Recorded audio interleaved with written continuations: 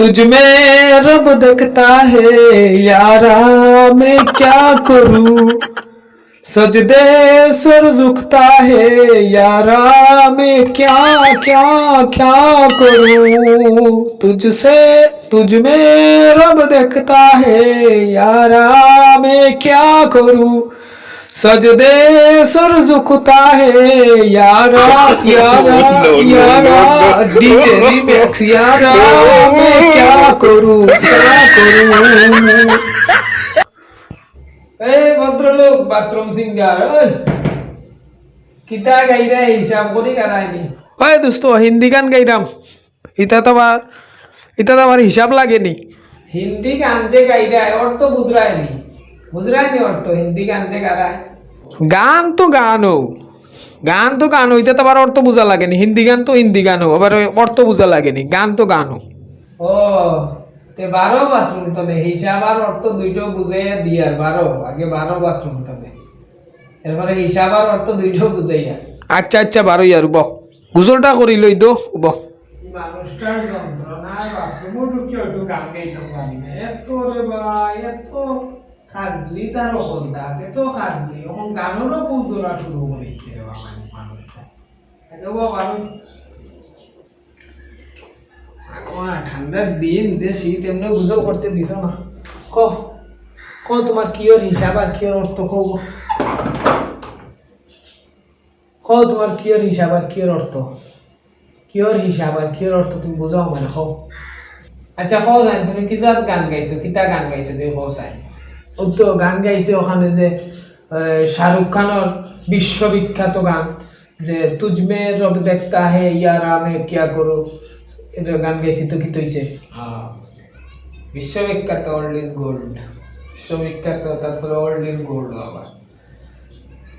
আচ্ছা তোমার old is গোল্ডের কিছু কথা কই অর্থ হইলে আগে ওল্ড ইজ গোল্ড নাকি তা। আচ্ছা শুনি।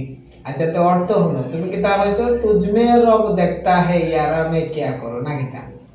এখানের হিন্দি ভাষার অর্থ বুঝছো তুমি।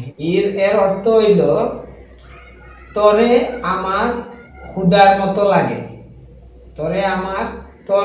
তরে আমার ক্ষুধার মতো লাগে আমি কিতা করতাম।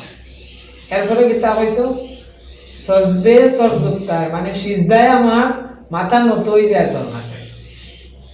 মাথা নত করতাম কার? আল্লাহর কাছে।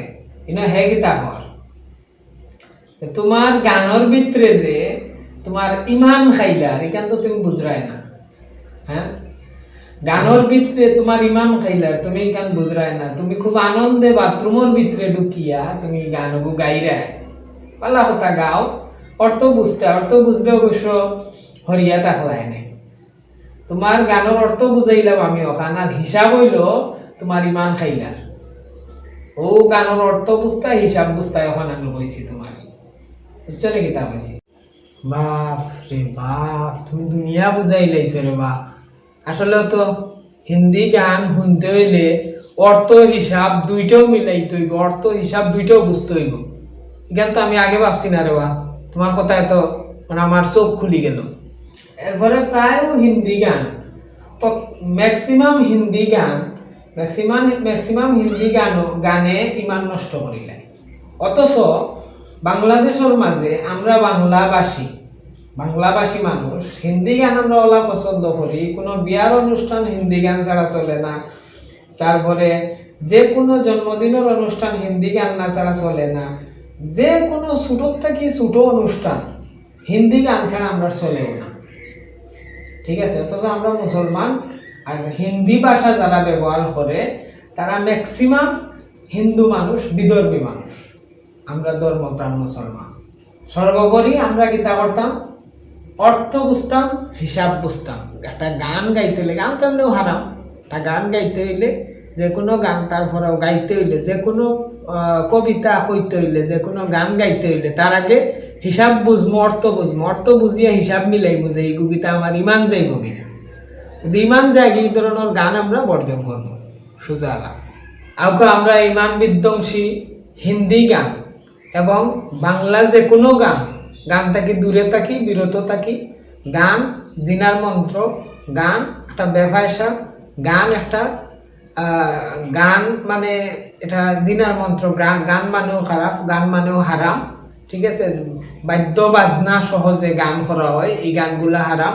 ইসলামিক যে গানগুলা আছে আল্লাহর পরিচয় পাওয়া যায়, আর রবর পরিচয় পাওয়া যায়, দুনিয়ার পরিচয় পাওয়া যায়, সৃষ্টির পরিচয় পাওয়া যায়, মাখলুকের পরিচয় পাওয়া যায়, মানুষের পরিচয় পাওয়া যায়। ওইগুলা গান আমরা শুনি বেশি বেশি, ওইগুলা গান আমরা শুনিয়া আমরা ইমানকে তাজা করি। আজকে পর্যন্ত, আসসালামু আলাইকুম। ভিডিওটি ভালো লাগলে লাইক কমেন্ট শেয়ার করবেন এবং অবশ্যই চ্যানেলটি সাবস্ক্রাইব করবেন।